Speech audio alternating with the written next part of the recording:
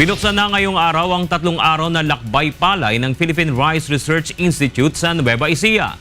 Ang unang araw ng event ay inilaan upang turuan ng mga estudyante tungkol sa climate change at epekto nito sa mga pananim. Itong balita ni Grace Doctolero. Aabot sa 570 estudyante mula sa iba't ibang paaralan sa Central Luzon ang lumahok sa isinagawang lakbay palay ng PhilRice sa Science City of Muñoz. Ang lakbay palay ay isang taunang gawain ng PhilRice. Dito, ipinapakita sa mga magsasaka ang mga makabagong teknolohiya sa pagtatanim upang makatulong sa kanila na mas mapaganda ang kanilang ani.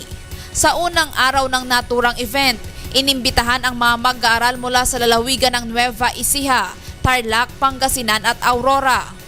Isa itong proyekto ng PhilRice na kung saan tinatap natin yung mga estudyante para maging aware sila sa agriculture, para matulungan nila yung kanilang mga magulang na ipaliwanag kung paano ang mas magandang proseso sa pagpapalayan. Pangunahing pinag-usapan sa naturang lakbay palay for students ay kung ano ang magiging impact ng climate change sa agrikultura, bakit nagkakaroon ng pabago-bagong panahon, ano ang magiging sanhi nito, at kung ano ang naidudulot nito, lalo na sa agrikultura.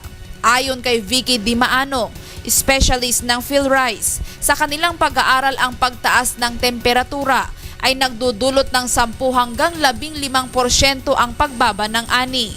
Gayon din ang pagtaas ng tubig dagat na nagdudulot ng pag-alat ng lupa. Ang pagbago ng ihip ng hangin ay nagdudulot naman ng mga sakit sa palay gaya ng rice blast at sheet. Natutunan ko po yung mga bago pong teknolohiya po, tsaka po yung mga pamamaraan po nila. Kunyari po sa abono, organic po na mga abot.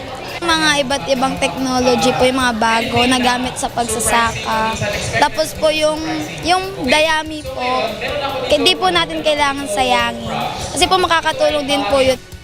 Bahagi rin ng 3 araw na lakbay palay ang palayabangan at ang lakbay palay for farmers. Inaasahang dadalo dito ay aabot sa mahigit 1,500 magsasaka na magmumula sa Central at Northern Luzon. Mula Nueva Ecija, Grace Doctolero, UNTV News Worldwide.